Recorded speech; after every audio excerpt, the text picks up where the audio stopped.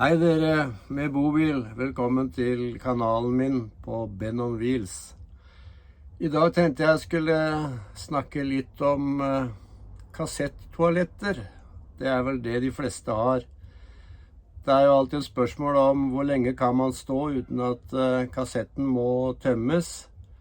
Det er litt sånn erfaringer på Facebook og diverse steder om det.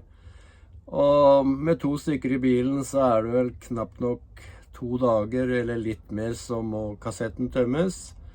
Og derfor er det jo en del som da også har kjøpt seg en ekstra kassett, sånn at de har da 2, at de kan stå litt lenger. Jeg kan imidlertid vente en uke med å tømme kassetten når vi er 2 stykker. Og det er bortimot 14 dager hvis jeg er alene, og det er med 1 kassett. Det høres kanskje utrolig ut, og det er det nesten også. Men det er en veldig, veldig enkel løsning, så hvis dere blir med meg inn på toalettet mitt, så skal jeg vise dere hvordan det går an å få til dette. Jeg har et helt vanlig Thetford C220 toalett med kassett. Kassetten den rommer 18 liter. Slik jeg brukte toalettet tidligere, så ble det jo både fylt med urin, faste stoffer og papir i kassetten. Kassetten ble også fylt opp med en del vann, som var nødvendig for å skylle ned, særlig da faststoffene. Blandingen av urin, ekskrementer og vann gir jo da, som dere vet, en ganske ubehagelig lukt, som man må da bekjempe med å fylle på kjemikalier i toalettet. Toalettet ble veldig fort fylt opp. Det holdt ikke noe særlig mer enn et par dager med 2 stykker, og som dere alle vet, så er det jo ikke noe særlig hyggelig jobb å tømme det som kommer ut, pluss at det er ikke særlig bra for omgivelser heller med all kjemien som man da kanskje må bruke. På en tysk webside så fant jeg en smart løsning som ikke kostet veldig mye, og som var veldig enkelt å gjennomføre.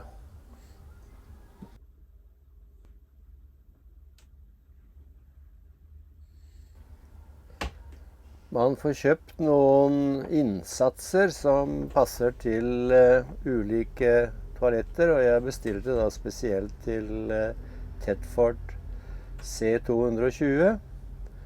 Og det er denne, lille ringen, eller hva jeg skal kalle det, som man fester da i toalettskåla.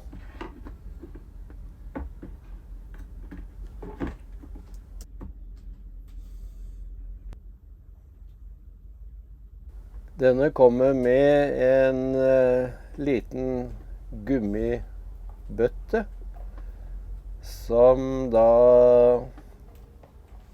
festes i innsatsen.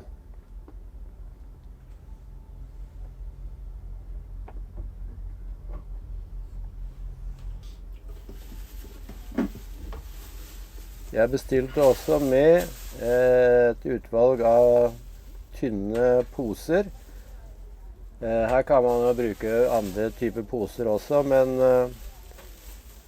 disse er vel egentlig beregnet på hundeekskrementer, så de er tynne,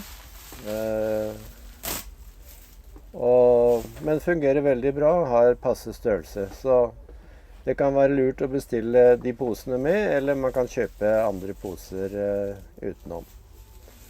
Og posen, den blir jo da puttet opp i den lille bøtta. Og da begynner dere kanskje å forstå prinsippet.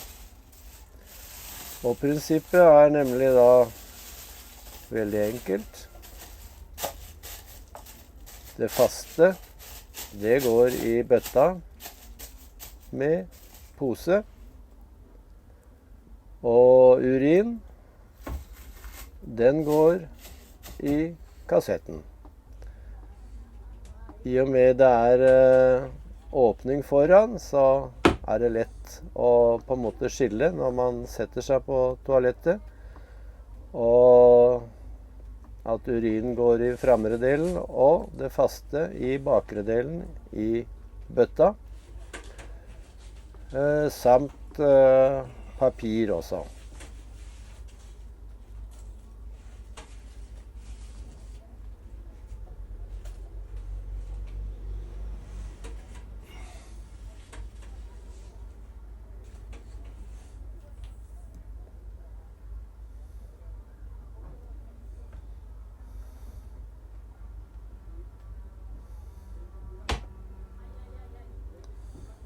Etter bruk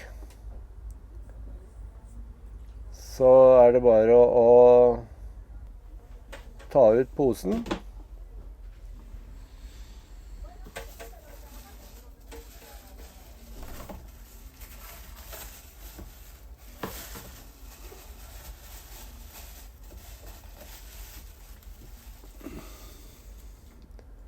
Og posen er stor nok til at man veldig enkelt kan lage en knute på den uten noe problemer.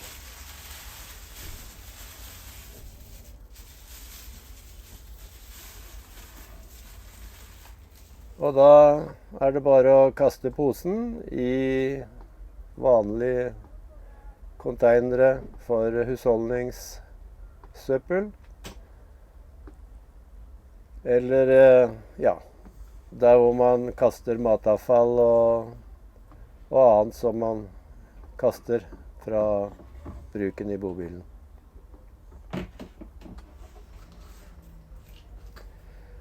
Poenget er da også at det er bare urin som havner i kassetten. Det er da ikke nødvendig å bruke vann.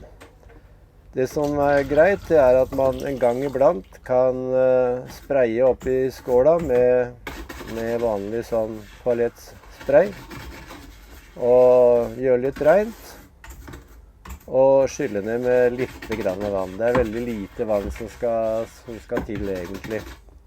Og dette bør man ikke gjøre hver gang. Det gjør man av og til når man ser at det er nødvendig. Og da er jo trikset det at det er kun urin i kassetten. Og kun urin uten å blande med noe særlig med vann, det lukter nesten ikke det hele tatt heller, så det er ikke nødvendig å bruke kjemi. Siden kassetten da rommer 18 liter, og hvis man ikke bruker noe vann, og gjennomsnittlig urinmengde fra en person er mellom 1 og 1,5 liter i døgnet, så vil det si at 2 personer, da er kassetten full etter ca. en uke, og 1 person etter 2 uker. Selvfølgelig så er det jo greit å tømme kassetten før den er helt full.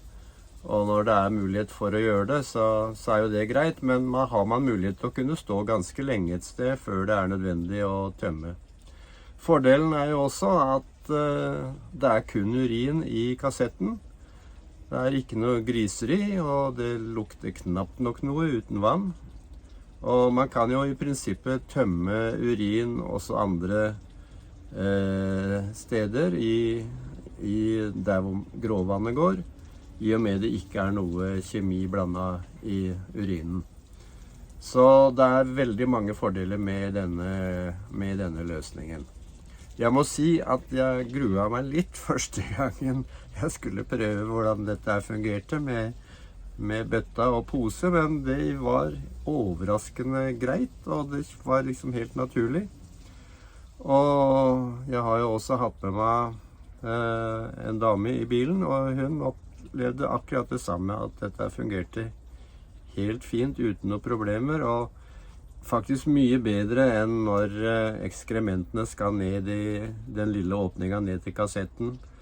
Det kan jo ofte både være litt ubehagelig og litt sånn grisete.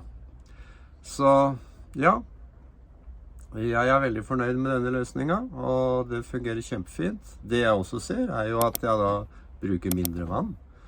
Så vanntanken holder jo også lenger enn det den gjorde før.